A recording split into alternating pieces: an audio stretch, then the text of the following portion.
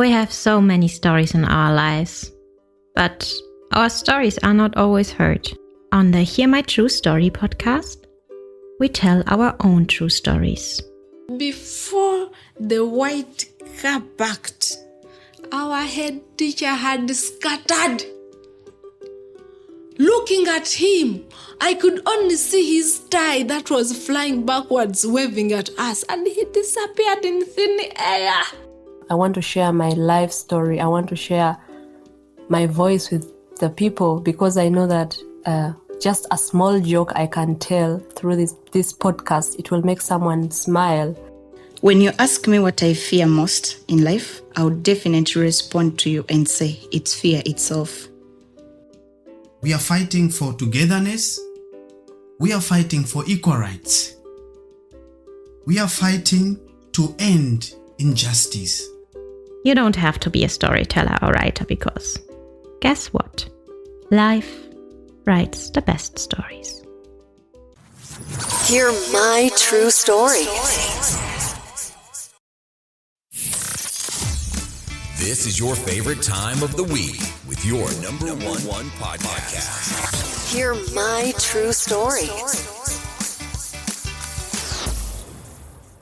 Yo, our dear listeners, thank you so much again for joining us this wonderful week. It is me, your host, Otako. Yes, welcome to Hear My True Story podcast, a podcast where we share our own stories. With you every week. Hear my true story.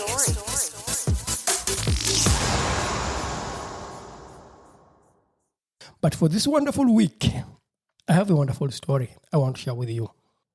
You know, living in Germany as a black person, or as a black man, or as a black woman, or as a black young girl or young boy, or as a black person, it is quite difficult. So this happened to me just a few hours ago. So as I was riding my bicycle, people were enjoying the sun, summer is coming, people are in their shorts, people are just eating ice cream on the streets for the bicycle. Everyone is really having fun, walking, enjoying the sun, putting on sunglasses. A beautiful, wonderful day. I am done with my school, so I decided to ride back home. There are two routes that I usually take. So there's a longer route and also there's a shorter route. So for the longer route, it is more of a bicycle route where you can tend to ride through the city of Marburg and you just enjoy this scenery. You enjoy looking at people as you're riding the bicycle. So seated on my bicycle, riding back home with my helmet on my back, there's a reflector. My bicycle is clean, new, not riding so fast, riding not so slow, in between slow and fast. Just enjoying this wind blowing into your face, your sunglasses, and everything's really summer things, summer stuff, enjoying the summer moments. And then on the street riding, I see in a distance 3 policemen standing opposite from the side where I was riding. Then one of the policemen crosses over to the side where I'm riding my bicycle from, and then he stops me. He says, "Please stop." Then I stop with my bicycle. I don't move off my bicycle. I stay on my bicycle. And then he looks at me, says, "Hello." I say to him, "Hello." He says, "Yeah, so today we are proofing bicycles here in Marburg. We have to see if your bicycle has brakes, if everything is okay with your bicycle. Can you please get off your bicycle?" It is a policeman. I enjoy to obey the law, so I get off the bicycle. I let him to have my bicycle. He looks at the bicycle. He looks at the bicycle. He tries to push the brakes. They're really working. He looks at the wheels. And then he looks at me. I have my helmet. He looks at my bag. I have a reflector on my bag. He looks back at the helmet. It has a reflector light on the helmet. Okay. Then he looks at the back of my bicycle and he's like, by the way, you don't have a reflector light on your bicycle. I said, "No, I removed it because there's the sun. That's why I removed it." He said, "Oh, no. Even though when there's sun, please put your reflector light on the bicycle." I said, "Okay, no problem." I opened my bag. I removed the reflector light behind for the back of my bicycle. I put it back there. He said, "Yeah, also in front you need a light." I said, "Yes, there's so much sun. That's why I removed the light because I don't need it." Then he's like, "No, you should leave it there." I removed this light for my bicycle. and I put it in front on the bike. Then he looks on the wheels. You know, a bicycle has a wheel, 2 wheels. So on the wheel, he's like, yeah, by the way, on your wheel, you need to put reflectors. I'm like, okay. That I didn't know that is a rule here that I should ride a bicycle with reflectors on the wheel. I have everything. There's like, yeah, you have everything, but that you need to put it. If you don't put it, next time when I stop you, I'll charge you. Today, we are just talking about this. In this moment, I'm like, okay, you are proofing bicycles that are riding in the city. But in the 5 minutes that we stood there with this gentleman, this policeman, of course, in my head, I didn't tell him, over 10 people were riding bicycles with no element, with no reflectors, with nothing that either front light or back light. But you stopped me. They stopped me. And in my head, I was like, okay, Otako, think back again. You are just experiencing discrimination here. Someone just stopped you because of your color. Someone just stopped you because you are different from the other people who are riding bicycles without even anything that is required. At this moment, I was like, okay, I'm in this because of who I am, because of my color, because I am different from the so-called German people who they intend to be like, okay, if you're German, you have to be white. If you're a black person, they will come to you and they stop you. Then they gave me back my bicycle. I took my bicycle riding, but I was thinking about this. And in my head, I'm like, why? Why would someone stop me? And over 5 minutes, 10 people passed me. No element, nothing. They were not stopped. But then I tended to think more about it, and I realized, yeah, Otako, you were just discriminated by a policeman because of your race. So I remembered at that moment, because when I bought my bicycle, one of my colleagues told me, you bought this bicycle so expensive. You could do a driving permit with that money and then be driving a car. And then I told him, no, I don't need the car because I don't want to be stopped by policemen every time I'm driving my car. But now, ever since I bought a bicycle, I'm always being stopped by the policemen on my bicycle. And I don't know up to now what is the problem with me riding a bicycle with everything that is needed for someone to ride a bicycle, and I'm stopped. But the thing that is, as a black person living in Germany, you need to be 200%.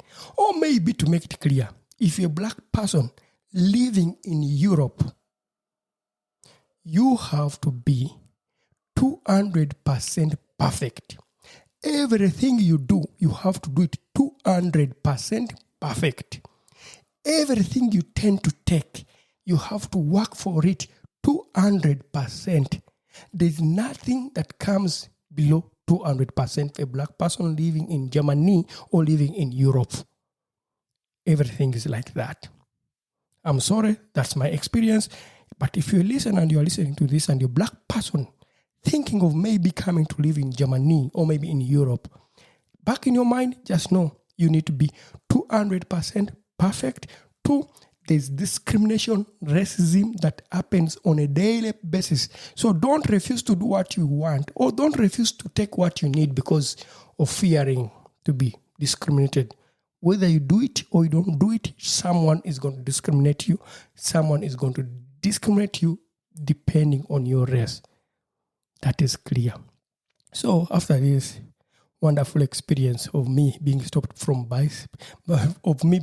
by policemen on my bicycle, I think I intend to make myself a driving permit because I've already experienced policemen stopping me because of my bicycle ride.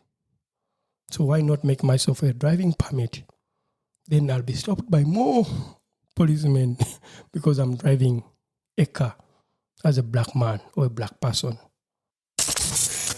Hit subscribe and don't miss the next episode. Hear my true story. For those who are listening for the first time, this has been Otako, your host for the Hear My True Story podcast. And those who just joined us and you'd like to continue getting stories and conversations from this wonderful podcast, you can subscribe from all your listening podcast platforms. You can subscribe, you can also comment, you can also give feedback wherever you are. And in case you would like to share a story and you're interested of sharing or telling your own story, you can really also get in touch with me, with our team. We can have you share your own story. But before I end this wonderful podcast, I want to give you some update that is happening on our podcast. Yes, as I promised this year, we are coming back with our season 2, Hear My True Story podcast. Season 2, this time we are going to work with storytellers, but at the same time they are poets. They tell their stories through poetry. So we shall be hearing their poems, and they'll also be telling a story behind their poems, why they decided to do such poems. And these poets will be from Uganda, Kampala. We are collaborating with another organization in Uganda, Kampala. So we are working on this wonderful project with them. So for my listeners who enjoy poetry, please just know that within 2 months, we shall be having wonderful poems from poets from Kampala, Uganda, East Africa, Africa. It has been me, Otako, your host for this wonderful podcast, Hear My True Story. Thank you for always listening. Bye for now. We not only have voices for a podcast, but also faces for YouTube. Don't miss your next episode. Hear My True Story.